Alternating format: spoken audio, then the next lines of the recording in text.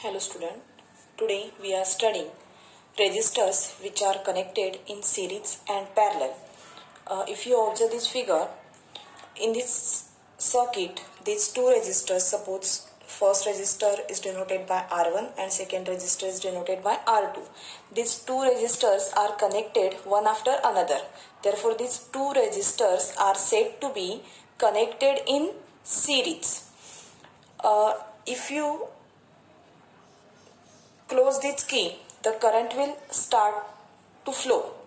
जर हे करंट समजा इकडनं हे स्टार्ट झालं, सपोज ह्या करंटची व्हॅल्यू आपण कॅपिटल आय घेऊया. ओके, तर हे करंट ह्या डायरेक्शनने इथे येणार आहे आणि same amount of current will flow through this R1 and again this I, that is the amount of current, same amount of current will through this R2 also. म्हणजे ह्या R1 आणि R2 मधून same amount of current ह्या ठिकाणी flow होणार आहे. तर ही सर्व जी माहिती आहे ही आपण लिहून घेऊया. Now suppose this is point C and this is point D. So let V, capital V, be the potential difference across this point C and D. Okay, so let V be the potential difference across this C and D, and V1 is the potential difference across R1 and V2 be the potential difference across R2. Therefore we can say that the value of V is nothing but the addition of potential difference across all resistors, that is V1 plus V2.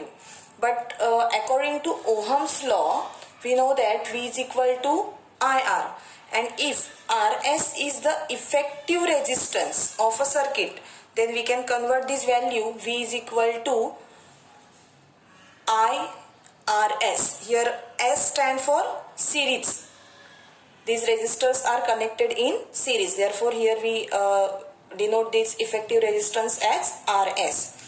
Similarly, the resistance across potential difference across R1, that is first resistance, becomes IR1, and the potential difference across second resistor becomes IR2. Let's substitute all these values in equation number 1. So after substitution we will get this IR1 plus IR2. Here you can see I is a common term, so take it as a common. So in bracket R1 plus R2. In both sides you can see I and I. Both I will get eliminate each other, and the remaining value is RS is equal to R1 plus R2. So इथे तुम्ही बघू शकता की या ठिकाणी addition झालेलं आहे. Effective resistance जर काढायचं असेल तर जेवढे रेजिस्टन्स कनेक्ट आहेत ह्या रेजिस्टन्सचं ॲडिशन होणार आहे, सम होणार आहे. मग suppose if n number of resistors are connected in series, म्हणजे समजा n नंबर म्हणजे सपोज आपण 10 रेजिस्टर्स घेतले जे सिरीजमध्ये कनेक्ट केले असतील, तर त्याचा इफेक्टिव्ह रेजिस्टन्स कसा काढणार, तर ह्या फॉर्म्युल्याने. सपोज हे n नंबर ऑफ रेजिस्टर्स ह्या ठिकाणी कनेक्ट असतील, तर these effective resistors which are connected in series is equal to sum of resistance of all resistors. तर अशा प्रकारे आपण जर रेजिस्टर्स जर सिरीज मध्ये असतील तर त्यांचं ऍडिशन करून इफेक्टिव्ह रेजिस्टन्स काढू शकतो. ह्यावरून आपण काही इम्पॉर्टंट नोट किंवा ह्याचे जे कॅरेक्टरिस्टिक्स आहेत ते पाहूया. फर्स्ट बघा आपण काय सांगितलं होतं, the same amount of current flow through each resistor. ह्या सर्किटमध्ये सेम अमाऊंट ऑफ करंट ह्या ठिकाणी काय होतं, फ्लो होतं. Second point is the potential difference between two extreme of the arrangement is equal to the sum of the potential difference across individual resistance. हा जो आपण रेजिस्टन्स काढला होता, पोटेन्शियल डिफरन्स काढला होता, this value of V is nothing but addition of potential difference across each resistor. प्रत्येकाचा जो resistance आहे ह्या प्रत्येक रेजिस्टन्सच्या अक्रॉस जो पोटेन्शियल डिफरन्स असणार आहे ह्याचं ॲडिशन म्हणजेच आपला हा sum of total potential difference. Point number 3, the effective resistance of the resistor is equal to the sum of individual resistance. आता हा जो आपला इफेक्टिव्ह रेजिस्टन्स आला हा काय आला तर ह्याचा सम आला आहे. जेवढे रेजिस्टन्स ह्या सिरीजमध्ये कनेक्ट असतील त्यांचं समेशन केलं तर आपल्याला इफेक्टिव्ह रेजिस्टन्स मिळतो. Point number 4, the effective resistance is larger than each of the individual resistance. म्हणजे हा जो इफेक्टिव्ह रेजिस्टन्स आहे RS इज लार्जर दॅन जेवढे रेजिस्टर्स ह्या ठिकाणी कनेक्ट आहेत. सपोज R1 घेतला तर R1 पेक्षा मोठा असणार आहे. If you take R2, value of R2, तर मग हा R2 पेक्षा पण मोठा असणार आहे.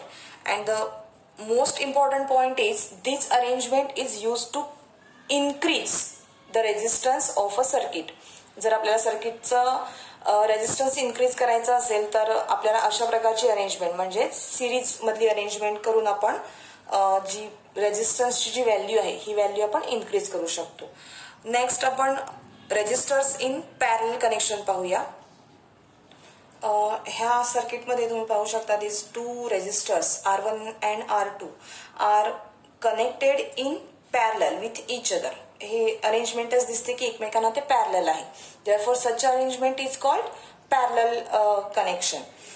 जर आपण इकडे इफ यू क्लोज दिस की, जर आपण ही की क्लोज केली तर करंट स्टार्ट होणार आहे.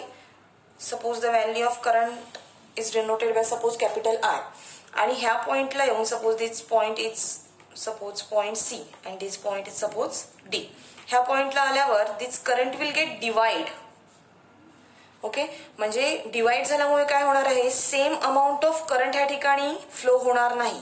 सपोज ह्या ठिकाणी जे करंट फ्लो होणार आहे हे I1 असेल आणि हे सपोज I2 असणार आहे. जर आपण ॲमीटर ह्या ठिकाणी कनेक्ट केले तर ह्या ठिकाणी आपल्याला ह्या ॲमीटरमध्ये ह्या व्हॅल्यूज मिळणार आहेत. It depends on the value of this resistor.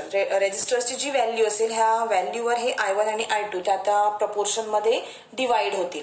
आणि परत इकडे आल्यावर हे काय होणार आहे करंट I त्याचं ॲडिशन होणार आहे. जर आपण पोटेन्शियल डिफरन्स काढला across R1, R2 and across CD तर ह्याचा पोटेन्शियल डिफरन्स आपल्याला सेमच मिळणार आहे. This potential difference is nothing but V. आपण सगळ्यांसाठी हा कॉमन घेऊया. V1, V2 and V. सगळ्यांच्या व्हॅल्यू तिघांच्या व्हॅल्यू पण सेम असणार आहेत म्हणून आपण हा फक्त V ने इंडिकेट करतो. So let's write down all this point here. हे सर्व पॉइंट आपण ह्या ठिकाणी लिहून झालेले आहेत. R1 आणि R2 this two resistors are connected in parallel between point this C and D. Let I1 and I2 be the amount of current flowing through each resistors. Okay. If suppose the total current flowing through the circuit, which is denoted by suppose capital I, becomes the addition of current flowing through first resistor and the current flowing through second resistor. बघा हे जर आपण इथनं हे जर परत return आलं त्याची व्हॅल्यू आपल्याला टोटल I इतकीच मिळणार आहे. Let suppose RP. इथे आपण P लिहिला आहे. दिस P stand for parallel. So let RP be the effective resistance between point C and D. म्हणजे RP जो आपण लिहिला आहे हा जो रेजिस्टन्स आहे हा पॅरलल कनेक्शन मधला आहे. Now according to Ohm's law we know that V is equal to IR. So here we required value of I. So here I am taking this R to another hand side. So it will become I is equal to V upon R. Therefore our I is equal to V upon RS for RP for effective resistance. Current flowing through first resistor is equal to V upon R1 and the current flowing through second resistance is equal to V upon R2. So let's substitute all these three values in equation number 1.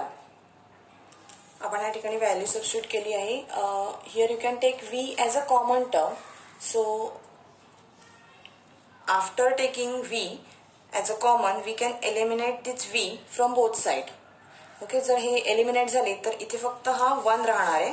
So 1 upon RP is equal to 1 upon R1 plus 1 upon R2. तर ही जी addition आता मिळाली आहे किंवा ही जी आता RPची value मिळाली आहे ही 1 upon आहे म्हणजे इनवर्स ॲडिशन मिळालं आहे. Okay, the value of inverse of resistors which are in parallel connection अशी ही व्हॅल्यू मिळाली आहे. तर suppose if n number of resistors are connected in parallel, समजा ह्या ठिकाणी 5 किंवा 10 असे रेजिस्टर्स कनेक्ट असतील तर त्याचा जो फायनल व्हॅल्यू मिळणार आहे ती अशी असणार आहे 1 upon Rp is equal to 1 upon R1 plus 1 upon R2 plus 1 upon R3 plus up to 1 upon Rn. इकडे पण आपल्याला समच मिळतं, ऍडिशनच मिळतं, पण ह्या ठिकाणी 1 अपॉन आहे म्हणजे इनवर्स ऍडिशन मिळतं. तर ह्याच्यावरून काही महत्वाचे पॉइंट्स आहेत बघा. First point, important point is the current flowing through each resistor is proportional to the inverse of its resistance. जो करंट असणार आहे हे आम्ही मगाशीच सांगितलं की ह्याच्या रेजिस्टन्सच्या व्हॅल्यूवर असणार आहे, पण हा कसा असणार आहे, इनवर्स ऑफ इट्स रेजिस्टन्स असणार आहे. Second, total current flowing through the circuit is the sum of the current flowing through individual resistance. हा आपण ह्या ठिकाणी ऍडिशन दाखवला आहे की हा जो सम होता हा इंडिव्हिज्युअल सर्किट मधून जो करंट फ्लो होतो त्याच्या ऍडिशन एवढा होता. Point number 3, the potential difference across all resistors is same. प्रत्येक रेजिस्टन्स मधून जाणारा जो पोटेन्शियल डिफरन्स होता प्रत्येक रेजिस्टन्सचा हा सेम होता, कारण की सर्व जे रेजिस्टन्स आहेत हे एकाच पॉइंटला कनेक्ट आहेत. म्हणून हा पॉइंट सी आणि डी मधला जो पोटेन्शियल डिफरन्स होता हा टोटल आणि R1 आणि R2च्या अक्रॉसचा पण सेम असणार आहे. Point number 4, the inverse of effective resistance. आता आपण हा जो पॉइंट काढला आहे, ही जी व्हॅल्यू काढली आहे, the inverse of effective resistance is equal to the sum of the inverse of individual resistance. आता ही जी आपण ऍडिशन केली ह्या ठिकाणी तुम्ही पाहू शकता ह्याचा पण इनवर्सचा सम होता. Point number 5, the effective resistance which are connected in parallel is less than. आता ही जी व्हॅल्यू येणार आहे, आधी ही ग्रेटर दॅन होती जेव्हा रेजिस्टर सिरीज मध्ये कनेक्ट होते, पण जर हे पॅरलल मध्ये असतील तर ही this value is less than the least resistance of the individual resistance. सर्वात लहानात लहान जो रेजिस्टर असेल त्याच्यापेक्षाही याची व्हॅल्यू कमी असणार आहे. therefore मी ही ह्या ठिकाणी टर्म लिहिली आहे, Rp is less than R1 otherwise R2. And the most important last point is this arrangement is use to reduce. जर व्हॅल्यू आपल्याला कमी करायची असेल तर ह्या प्रकारचं अरेंजमेंट ह्या ठिकाणी वापरली जाते to reduce the resistance in a circuit. कारण की ही जी व्हॅल्यू मिळणार आहे ही व्हॅल्यू जो सर्वात लहान रेजिस्टर असेल त्याच्यापेक्षाही लहान येणार आहे. तर हे होतं आपलं resistors which are connected in parallel and connected in series.